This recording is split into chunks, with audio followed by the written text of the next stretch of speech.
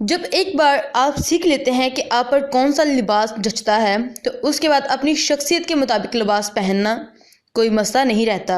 अपनी शख्सियत पर जचने वाला दिलकश लिबास इंसान में इत्मीनान का बायस बनता है और दूसरों की नज़र में उसे जाज़ब नज़र बनाता है। लिबास के मामले में दूसरे से मशवरा मत मांगे। ख़वातीन के लिए सुर्ख रंग ज़्यादा बेहतर है क्योंकि मर्द ज़्यादातर सुर्ख रंग को पसंद करते हैं।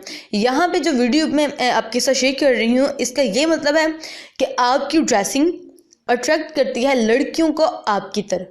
ठीक है, लड़कियां बहुत ही अट्रैक्ट होती हैं आपकी ड्रेसिंग स्टाइल से, आपके डिसेंट लुक से, आपकी पर्सनैलिटी से वो बहुत ज़्यादा इंटरेस्टेड होती हैं। और अगर लड़कियां अच्छा रेड कलर का ड्रेस पहने तो लड़के उसको अट्रैक्ट करते हैं। सो ये बहुत ही ज़बरदस्त और कमाल की बात है।